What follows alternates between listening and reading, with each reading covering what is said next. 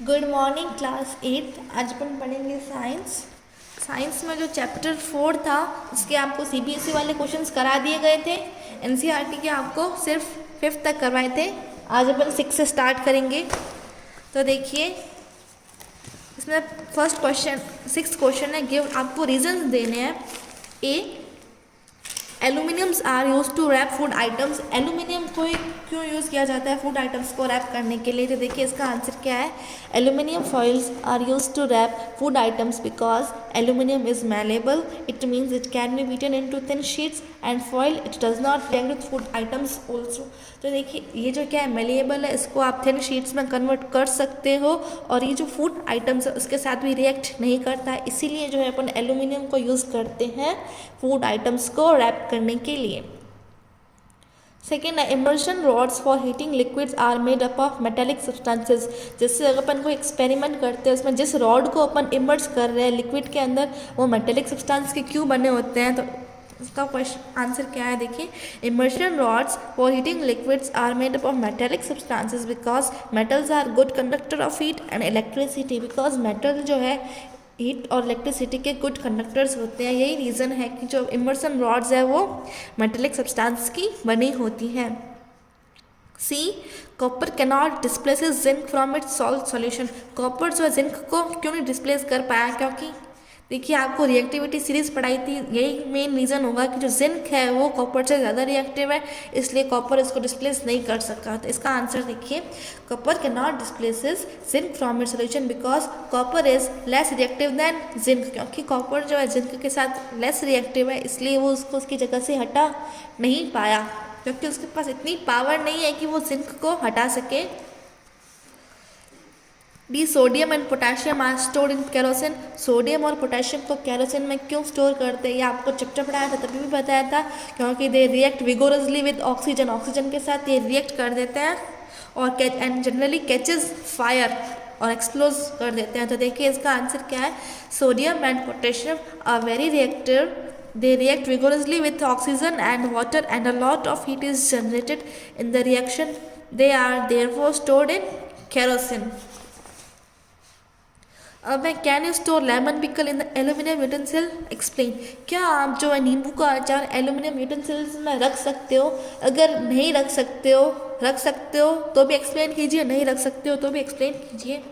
तो देखिए इसका आंसर क्या है। No, lemon pickle is acidic in nature. सबसे पहला तो नहीं, अपन उसको लेमन पिकल को जो है एल्यूमिनियम वेसल्स के अंदर नहीं रख सकते, क्योंकि लेमन जो होता है is acidic in nature and acidic substance can not be stored in an aluminium utensil because it reacts with N acid and form poisonous substances which makes food poisonous.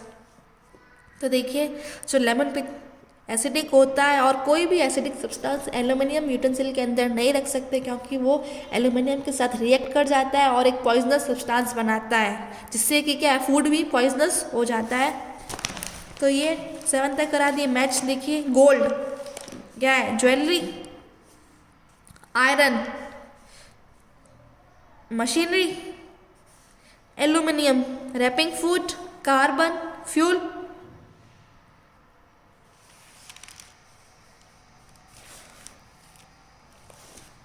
Copper, electric wire, mercury, thermometers. तो ये थे इसके matching.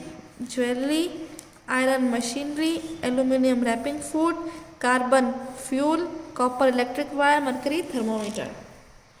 अब मैं question 8, what happens, क्या होता है जब डाइल्यूट सल्फ्यूरिक एसिड जो है कॉपर प्लेट के अंदर डाला जाता है? तो सिंपल रिएक्शन ही होगी। देखिए, when dilute sulfuric acid is poured on a copper plate, copper sulfate and hydrogen gases are produced. देखिए कॉपर प्लस सल्फ्यूरिक एसिड, देखिए copper plus dilute sulphuric acid, copper Cu plus जो dilute है sulphuric acid, sulphuric acid sorry H2SO4, क्या बनेगा? Copper sulphate बन जाएगा CuSO4 plus hydrogen gas release होगी। तो देखते हैं रिएक्शन बैलेंस है कि नहीं है। Copper plus H2SO4 CuSO4 plus H2, तो ये रिएक्शन है। Second, what happens when iron nails, iron nails को जो आपने कॉपर सल्फेट सॉल्यूशन में डाला, write word for the equation of the reactants, इसमें भी आपको इक्वेशन लिखने है। देखिए when iron metal are displaced in copper sulphate solution, iron metal को जब आप CuSO4 सॉल्यूशन में डालोगे तो आयरन जो है, iron sulphate and copper are obtained in this reaction, इसमें क्या होगा देखिए आयरन जो है कॉपर को रिप्लेस कर देगा, इसकी जगह ले लेगा, जैसे कॉपर सल्फेट सॉल्यूशन है CuSO4 प्लस Fe, अब क्या बन जाएगा FeSO4 प्लस Cu। तो ये जो है डिस्प्लेसमेंट रिएक्शन है।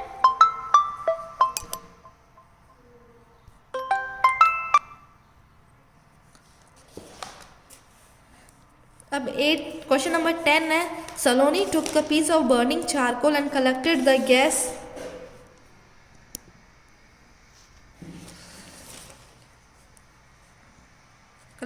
Involve in a test tube, how will she find the nature of the gas. देखिए सलोनी ने क्या किया, एक जो बर्निंग चारकोल को है का पीस लिया और उसको जो है जो गैस निकली उसमें से उसको किसमें कलेक्ट कर दिया, collected the gas involve in a test tube में कलेक्ट कर दिया। तो सबसे पहला क्वेश्चन क्या, how will she find the nature of the gas, उसको गैस का नेचर कैसे पता चलेगा। Second, write down the word equation for all the reactants taking place in this process. तो देखिए सबसे पहला क्या है, the gas evolve from burning at charcoal is carbon dioxide. देखिए जब भी आप चारकोल मतलब कार्बन को आप बर्न करोगे तो आपको गैस कार्बन डाइऑक्साइड मिलेगी, CO2 फॉर्म कार्बोनिक एसिड जो कि कार्बोनिक एसिड बनाएगी, फिर जिसको वाटर के अंदर डिसॉल्व करेंगे on dissolution with water blue litmus becomes red, blue litmus जो रेड हो जाता है, इसका मतलब ब्लू लिटमस अगर रेड होता है इसका मतलब सॉल्यूशन एसिडिक है, dipped in which pass proves the, इससे क्या प्रूफ हुआ कि नेचर जो है वो एसिडिक है। Second, when charcoal is burned in air, जब चारकोल एयर में बर्न होता है तो ये कार्बन डाइऑक्साइड देता है, जो कार्बन डाइऑक्साइड कैसी होती है, एसिडिक नेचर की होती है। अब 11 है, one day Rita went to a shop with her mother gave an old jewellery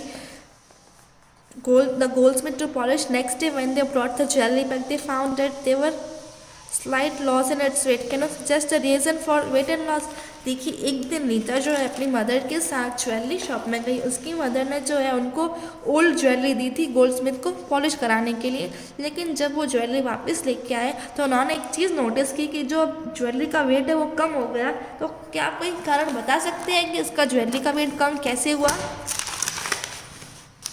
तो देखिए क्या गोल्ड स्मिथ ने क्या यूज़ किया, एक्वारेजिया सॉल्यूशन यूज़ किया, जो गोल्ड को क्लीन करने के लिए एक्वारेजिया करते हैं। एक्वारेजिया क्या होता है, 3 पार्ट HCl के होते हैं, 1 पार्ट होता है नाइट्रोक्लोरिक एसिड का HNO3।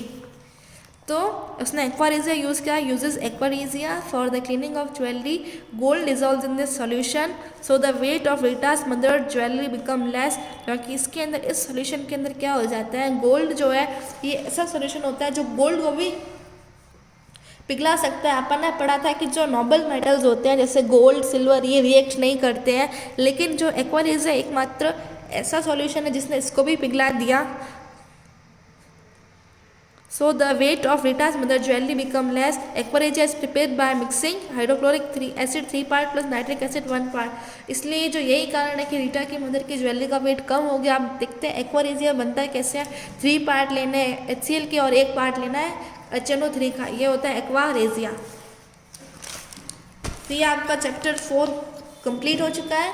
अब जो चैप्टर 5 था कोल और पेट्रोलियम, इसके भी क्वेश्चन आंसर्स देखते हैं। इसके अपन पहले NCERT वाले क्वेश्चंस देख लेते हैं। तो इसका पहला क्वेश्चन है, what are the advantages of using CNG and LPG as fuel. तो देखिए एडवांटेजेस क्या है LPG और CNG के फ्यूल के। तो देखिए advantages of using CNG and LPG as fuel, सबसे पहला they do not create air pollution, ये एयर पोल्यूशन क्रिएट नहीं करते हैं।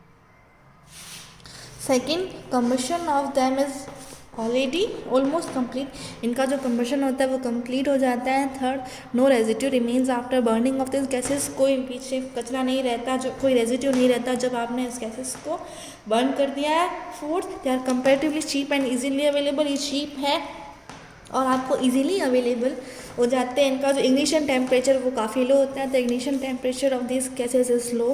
6, it is easy to collect and transport this gases, ये ईजी है इनको कलेक्ट करना और इन गैसेस को ट्रांसपोर्ट करना ईजी होता है।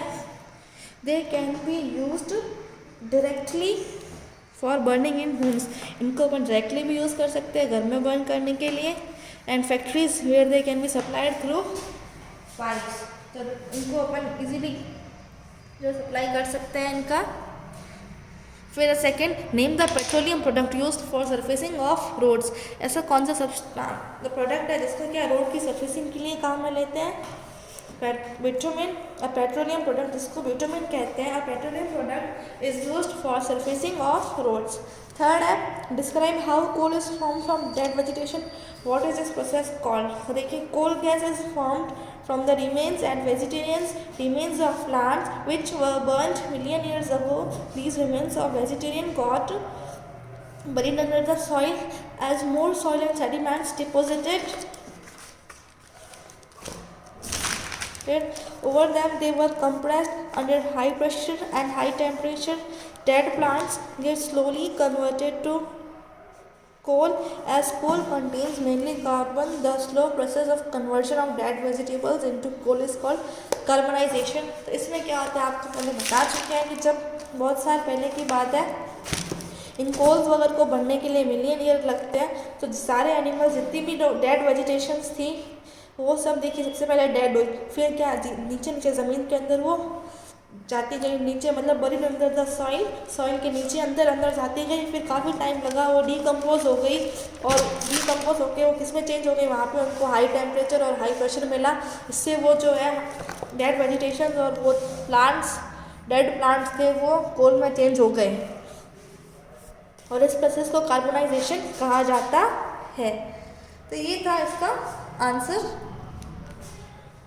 सिक्स्थ है, देखिए fourth, fill the blanks. Fuels are, fuels के नाम बताना आपको, हम कोई भी लिख सकते हो, कोल, पेट्रोलियम, नेचुरल गैस में दोनों आ जाएंगे, एलपीजी और CNG.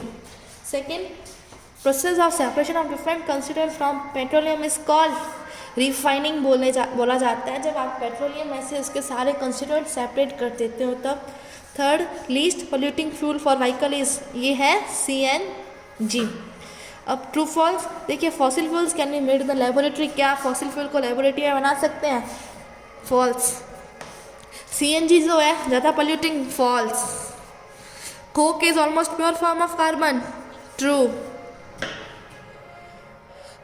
Coal tar is a mixture of various substances, true. Kerosene is not a fossil fuel, ये भी क्या है, ट्रू है।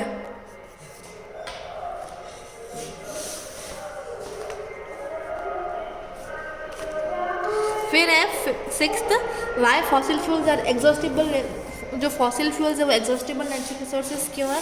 Fossil fuels are formed from dead remains in the process takes millions of years. These resources are limited in nature and formation of this is very slow process while this exhausts rapidly by human activities. So fossil fuels are exhaustible natural resources. मैंने आपको पहले भी बताया था कि जो इनका rate of formation है वो कम है, इसके एवर्स में रेट ऑफ जो अपन यूज़ कर रहे हैं इसको, तो इसीलिए ये जो है एग्जॉस्टिबल नेचुरल रिसोर्सेज है। अगर अपन उसको, ये जो है लिमिटेड है नेचर में, अगर अपन ऐसे ही इसका यूज़ करते रहे तो एक दिन ऐसा हो जाएगा कि जो ये ख़त्म हो जाएंगे, इसीलिए कहते हैं कि इनको जुडिशियसली यूज़ करना चाहिए।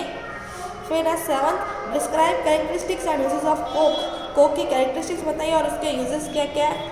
तो पहले देखिए characteristics of coke, it is tough है, पोरस और black substance, tough porous black substance है, और it is almost pure form of carbon, ये जो है कार्बन की प्योर फॉर्म है। अब इसके यूजेस क्या क्या है। Coke is used in the manufacture of steel and the extraction of many metals. Coke is used as a fuel. It burns without smoke, so it is a good fuel. Coke is also used in the preparation of gases. Fuels it like water gas and producer gas. तो इसके देखिए uses क्या क्या है। देखिए steel को manufacture के लिए यूज में लिया जाता है, और बहुत सारे मेटल्स को एक्सट्रैक्ट करने के लिए भी जो है कोल काम में लिया जाता है। सेकेंड, कोक जो है आप फ्यूल के फॉर्म में भी यूज़ कर सकते हो, ये बिना स्मोक के जल जाता है, इसलिए इसको गुड फ्यूल कहा जाता है। थर्ड है, Coke is also use in the preparation of gases fuels. Coke जो है गैसेज फ्यूल्स की प्रिपरेशन में भी काम में लिया जाता है, जैसे वाटर गैस और प्रोड्यूसर गैस। अब एक है explain the process of formation of petroleum. चलिए ये बताइए कि पेट्रोलियम कैसे बना। तो देखिए, petroleum was found by the decomposition of organism, small plants and animals living in the sea. As these organisms died, their bodies settled at the bottom of the sea and get covered with layers of sand and clay over millions of years. Absence of air, high temperature, high pressure, and effect of bacteria as catalyst transform the dead vegetation into hydrocarbons, which is called petroleum. The formation of these petroleum takes long time, it is million of years. तो ये था petroleum का formation. तो इसमें देखिए आपके NCERT के questions हो गए हैं. अगले लेक्चर में अपन सीबीएसई के क्वेश्चन आंसर्स करेंगे.